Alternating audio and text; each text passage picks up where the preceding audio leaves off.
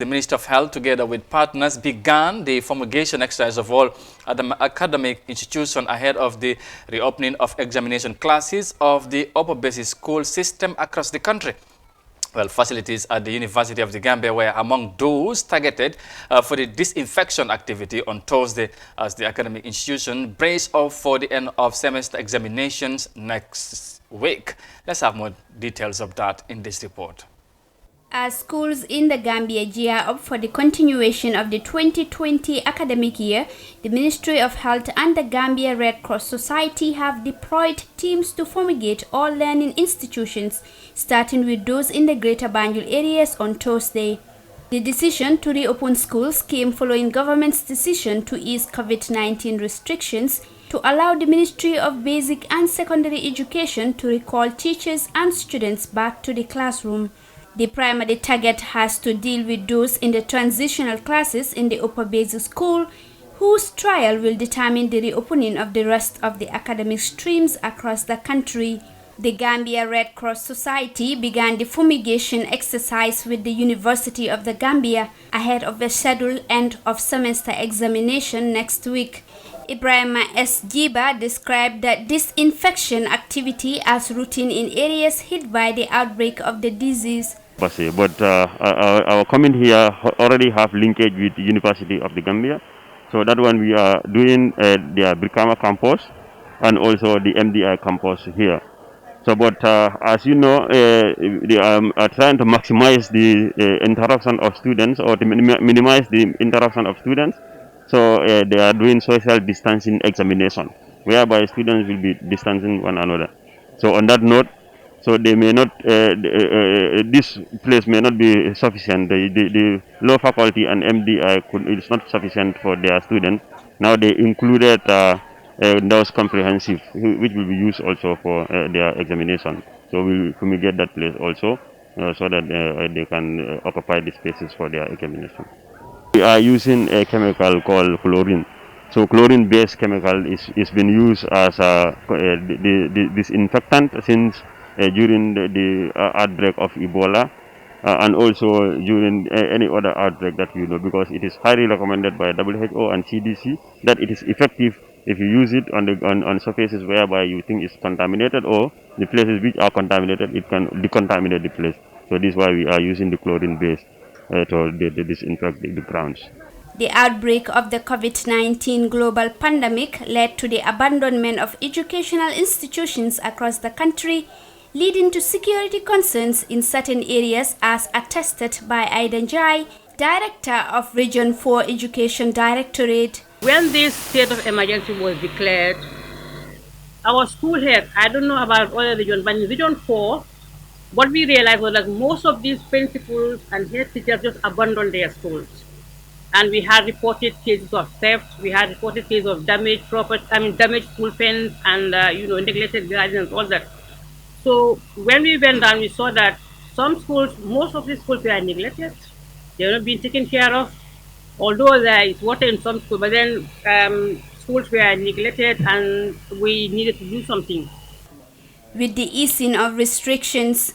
the Ministry of Basic and Secondary Education mobilized efforts in consideration of the safety of students and teachers ahead of the reopening of schools. Director of Health Education and Promotion at the Ministry of Health, Modun Jai, informed MOPSI during a stakeholder meeting on Tuesday that mass screening will be required for students and teachers once the classrooms are reopened. Also consider, are we also able to screen all students and children that and staff that come to the school on a regular basis? If we are able to do that, then we can also open. These are some of the questions that have also been raised. And the other thing is about, are there recommended health and safety actions in place in school, like hand washing facilities? I mean, you talk about, somebody talk about the sanitizers. Perhaps sanitizers might be expensive, but having a hand washing facility like a tank with water supply in a water facility, water inside, plus some detergent inside it, I think that will be more costly because we are dealing with large numbers of children at school. So we can also think about that. Let's think of applying and use cost-effective and sustainable interventions that will also help us to move the agenda forward. That's also very important. We also need to think about that. The move to fumigate learning facilities and other mechanism is in compliance with guidelines from health authorities, expected to convince parents to allow their children back to school. For Eyeafrica News, I am Julde Njie Suare. jërëjëf madame Julde Njie Suare with the report there mu ngi wax fale di wax fii waaw mu nekk lu am solo comme ni nga ko waxee woon léegi nii rek xam ngeen ne xale yaa ngi war nañoo dellu ci classes yi grade 9 pour ñu dellu ci seen exam si war ko def ndax comme fan yëpp ñu ngi cee wax gis-gis yi nag xal na cee uti ak yu mel noonu waaye fu mu ñoom tamit beneen taxawaay bu ci kilifay am mooy foog ñu dem gën a setal place yi ndax dégg nga sax education director bu region 4 moom mu ngi wax ne foofu ñoom bu yëf yi yegg si ba ñu tëj school si school si ñu fa nekkoon teachers si ak principal si ñu bari dañ dem ñibbi bàyyi nañu school si kenn toppatawut ko yëf yi jaxasoo soolu mu nekk nekkeen yu doy waar te nag bu fekkee ne war nañ faa dellu si foog ñu yóbbu ay jumtukaay ak ay li nga xamante ne mooy ay bagage pour ñu mun a setal place yi loolu tam mu nekkal lu am solo parce que tamit cet moom jamono ji ku ne xam na ne loolu ci nit la bokk waaye surtout jamono ji ci jamono mbas bi ak situation bu fu jamono ji toll moon ñam foos ma bàyyi la nga ñëw ci loolu naka nga ko gisee. waaw nekk na lu am solo jamono ju nekk nii foofu la ñuy nekkee set daanaka moom leen diglee fekkoon na nag ñu ngi si woon. waa ñëwaat baak si school bi ubbite bi am na solo bu baax a baax waaye ànd nag ay jafe-jafe yu bëri Amadou. jafe-jafe yum làmbo bëri na jafe-jafe comme noo ko waxee school suñu tëjoon xam nga loolu sax dal na jumaa yi bu ñu leen ubbee yu si bëri dañ fàtte woon xawoon a fàtte jumaa yi kerek Friday foofu bu ñu ne si Thursday bi ñu bëri ñu ngi doon nettoyé ay jumaa yi school system the same thing te nag wax dëgg yàlla student demul school teacher nekku fa xam naa ne du wajman bi rek moo war a dem di defar school yi si loolu noonu moo tax démb mu am nekkoon lu am solo Red Cross tam jógoon si school si bëri Greater Banjul area yoo xam ne dinañ war a ubbi si pour exam si war a am di ko spray loolu tam lu am solo la demoon nañ fa jëm na si université bi ak yeneen school si bëri yi nga xam ne ñoom ñoo yelloo ubbi pour exam si war a am exam si tam lu bëri laxaw si Amadou student si am si jaaxle bu baax a baax comme ni ñu ko waxee démb rek ñu ko dafa nekk lu nga xam ne nii daf leen beeta te ñu si bëri njàng mii nii njàngam xarala mi nekku doon lu nga xam ne ni gars yi préparé wu nañ ko bopp am na ci nga xam ne amuñ doon opportunité yi pour am njàng xarala bi dafa xawoon a doy si connexion si am nga internet bi dafa xaw a doy waar ñeneen ñi tam amuñ ko woon waaw so mu ngi xaal làmboo lu bëri ay jafe-jafe ngi si biir waaye xam naa ne pexe amul te su pexe amul li nga jàkkaarloo rek loolu ngay def exactly loolu am na solo pexe moom amut comme gars yi nañu ko wax rek ku amul ndey namp maam dafa mel ni foofu lañ toll Julde situation bi naka nga ko jàngatee ci ni nga xamante ne ni nga ko déggee gars yi waxee ko ci ak tamit overall xale yi nu ñoo dellu see nekki ni school si ak yu mel noonu foog naan la fumigation yu ñoo gis ni loolu I think dana dimbale daal because foog ñu setal school si yooyu. am na solo trop Amadou. because dafa nekk loo xam ne dafa war health authorities yi ak ñu educational authorities yi daf leen war ndaxte xale yi tamit balaa ñoo dellu si school si dañoo make sure ne it's safe for them to go back to school and not only xale yi but teachers yi tamit ñu fa dee dem di teach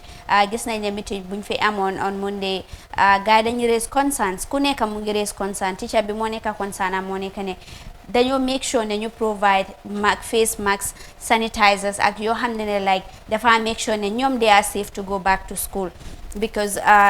even according to the Gambia Teachers Union moo nekk ne even one teacher su contaminated rek the possibility of ñi ñu bari ñu contaminate xale yi ak yeneen teachers yi is very high because teachers yi ñoom ñoo nekk direct link to these children and of course other teachers too so mu nekk loo xam ne dafa am solo torop te lii tamit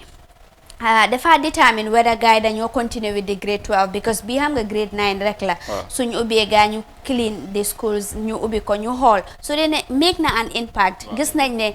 coronavirus bi laalut kenn because gis nañ ne Sénégal ubbi nañ schools yi waaye 10 teachers ñoo am coronavirus waaye suñ ko ubbee ñu gis ne mu ngi effective benn teacher benn xale lorut si coronavirus bi mun nañ ko continuer ñu yóbbu ko grade 12 bokk na tamit university bi tamit dafa war a ubbi University of the Gambia exactly ñoom tamit dañ bokk si waaw si lii because ñoom ñu ngi war a am start exams on Monday. te gis nañ si report démba sax wax nañ ne dañoo use all sister institution maanaam all the other schools yoo xam ne GTTI MDI ak Gambia College ak yooyu noonu pour make sure social distance bi mu nekk foofu noonu so mu nekk loo xam ne dafa am solo torop waaye health authorities yi lu ma wax rek moo nekk ne ñu fa nekk principals yi head teachers yi seen boppa ñu bàyyi si seen xel lu baax fu mu ne like dañ fumigate school si rek emut loolu noonu te another issue tamit lu ma bëgg a like gars ñu consider moo nekk ne ñu andi health experts ñu nekk in these various schools pour ñu conduct temperature testing bi and everything bañ ko because teachers yi they are not health workers xamuñ affaire si lu mu fa dee demee so it's better ñu station Gambia Red Cross Society bi in every school ñu station health workers yi in every school so that emergency situation su arise ñoom dinañ ko mën a tackle